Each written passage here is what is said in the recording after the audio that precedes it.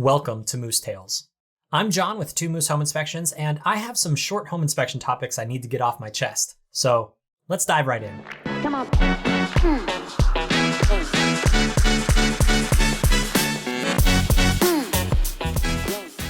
I want to start this off with a disclosure. I want to fully address a conflict of interest that is, I own a home inspection company.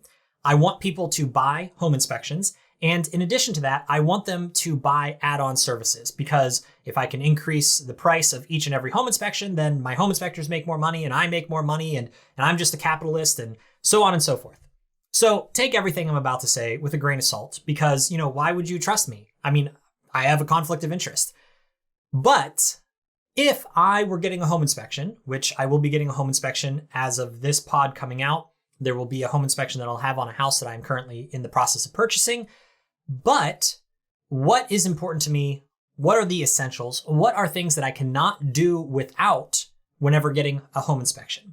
Those would include, just to get them all up front, thermal cameras to make sure that we are actually looking at things that we otherwise wouldn't be able to see, radon testing, because radon's dangerous, and sewer scope inspections. Now, granted, if you are on your own well, then you definitely need to do water testing, 100%, without a doubt. I mean, that is, again, your family's safety. However, I'm saying broad strokes, what do we need for just about everybody in this country, everybody in the world whenever they're getting a home inspection? And that is thermal camera, sewer scope, and radon. So let's talk about thermal camera. With that thermal camera, it's basically for us like a flashlight. It allows us to go into a room that otherwise we can't see what we are looking at. We can pull up that thermal camera and now we can see, oh, okay, there's differences in temperature here, here, and here. What this tells us based off of our experience and our training is that we may have some crushed insulation. So we're getting some thermal bridging. We might have a damp spot right here because the evaporative effect of water is cooling down that surface. And so now I'm going to take my moisture meter. I'm going to check that and look at that. It turns out that it actually is a moisture leak. And so we have to resolve a few issues. It allows me to see things like, are the registers actually producing heat? Did the drywallers forget to cut out a section where air is supposed to be coming out for one of those register vents? Do we have an issue with any of the hydronic in-floor radiant heat?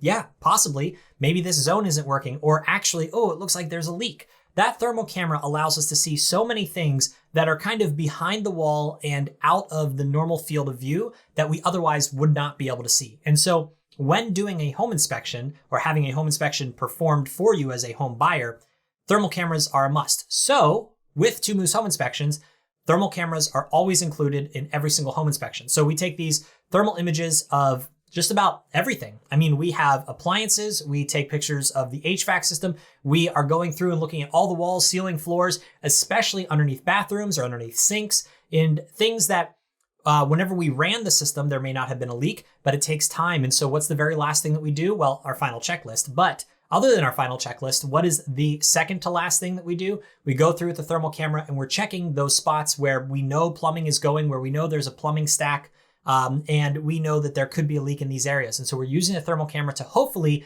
identify things that have had time to kind of present themselves that otherwise wouldn't. That's why we love doing home inspections after a rain, because wow, you can see so much more with a thermal camera. So thermal, that's a must, but we include it on everyone, so that's great. The next most important thing for me is a sewer scope, because underneath the ground, there can be tens of thousands of dollars of repairs that need to be made that you just can't see and you would not know about. And so from the house all the way to the sewer main is your responsibility.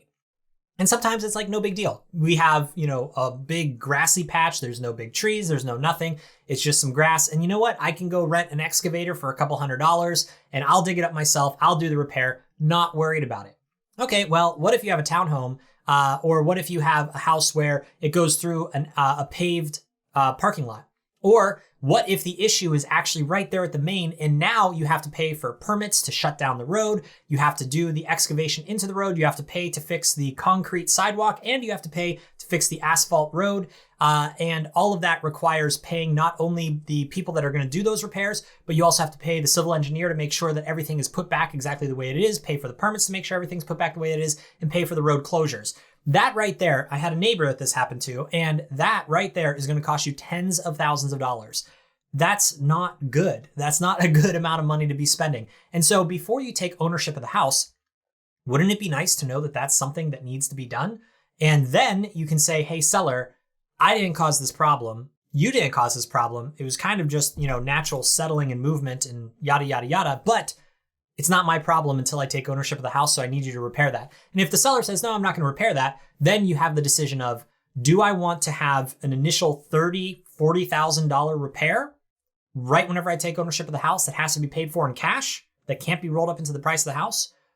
Or do I want to just move to the next house? Whenever I talk about deal breakers, I try not to talk about deal breakers, but the reality is for each individual, a deal breaker could be, well, the curtains are the wrong color. You can replace the curtains. Well, for some people, they don't want to, right? And for others, it might be, well, we have had a displaced pipe and all this raw sewage has been going for the last 20 years into the soil surrounding here. And I have kids that like to eat dirt. And so I don't really want to have this house because I feel like it is a biological hazard having the soil having been saturated for the last 20 years. And so if you can, as an individual, say, here's my tolerance of risk, this is something I'm willing to take on, or this is not something I'm willing to take on, that's the point of the home inspection. And so whenever we talk about sewers, then yeah, that main drainage line is very, very important to me because it is so expensive. And without having a sewer scope performed, you would never know. And so then the other deal breaker for me sometimes would be foundation issues. Some foundation issues, totally fixable. I mean, a friend and I, for 3 days, dug out around his house and completely took care of a water management issue that was going on with the age of the property. And what needed to be done was new French drains put in and a whole bunch of new backfill and new waterproofing. And that was great. We basically dug out the entire foundation of their entire house. It was fun. It was a good 3 days. However, not everybody's into doing that kind of stuff. And so sometimes foundations can be a deal breaker for some people. So then why wouldn't I say, oh, foundation inspection? Well, because every inspector is looking at the foundation. We're looking for cracks. We're looking for signs of water intrusion. We're looking for all of that. So these are the add-ons that I'm talking about. Thermal camera, sewer scope. So what's last? Last is going to be radon. You need to do radon testing. Now, I don't know what the deal is with everybody, but everybody's like, oh, radon's not real. It's like, yes, it is. Look at the periodic table of elements. It is an element. It exists. It is real. They're like, well, I don't know. And I'm like, well, have you ever put helium in a balloon and it just floats away? Yeah, that's an element. Have you ever, breathed in oxygen, which realistically you breathe in some oxygen, but you're actually breathing in a whole bunch of nitrogen and some argon and some other things. But anyway, you're breathing in these elements, all right? And they form and they combine and they do a whole bunch of other things. And now you got, H2O and hey, that's some water. Look at that. But what we're talking about is radon. And radon is real. Radon is a decay product from the uranium that is all around the entire Earth. It takes it takes like 1 point something billion years for it to move to its next decay product. And then it keeps going down, down, down, down, down, ultimately landing in lead, meaning that you're going to have lead all over your house. But the real issue is the alpha particles, being shot off as radon is trying to get down to that point. Wow, this got a little bit deep, but radon is dangerous. It is second only to smoking tobacco for causing lung cancer. And so if we are talking about radon, it's important to understand any house can be mitigated against radon. Basically, radon is neutrally buoyant. And so it kind of just goes wherever the lowest amount of pressure is. And so all that we need to do is just create an area of slightly lower pressure and say, hey, radon, come over here with me. We're just coaxing that radon and saying, let's go through this pipe and then go over here, because we don't want it going into the house. Because whenever you turn on your vent in the bathroom, you turn on the vent over top of the kitchen stove, we're creating low pressure inside of the house. And there's already low pressure inside the house, but we're creating even lower pressure inside of the house. And that radon is going to come into our house in very, very concentrated numbers. And we just don't want that to occur.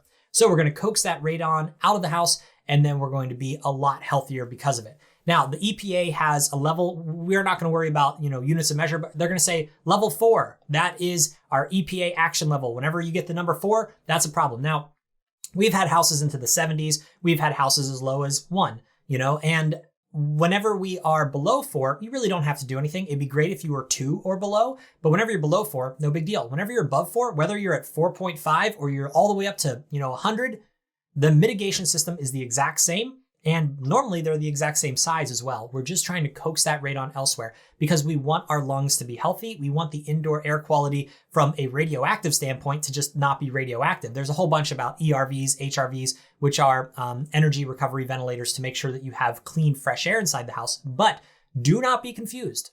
ERVs and HRVs are not radon mitigation systems. And the EPA has very, very strict guidelines on what radon mitigation systems actually are. So you should get radon testing if you're going to have a home inspection performed, because it's just one of those things that is super dangerous and going to hurt you. Now, again, as I said before, water testing, very important as well. However, not everybody is on a well. a lot of people are on public water. And so therefore it's less necessary, not completely unnecessary, but just less necessary whenever you're on public water. So thermal imaging, sewer scope, and radon testing. Those are the 3 must-haves for every single home inspection. Those are the essentials, and that's a pod. Thanks for listening to Moose Tales. This short home inspection topic was brought to you by Two Moose Home Inspections and was intended for entertainment purposes only. Keep putting one hoof in front of the other and keep those ears perked up for the next episode. Thanks again.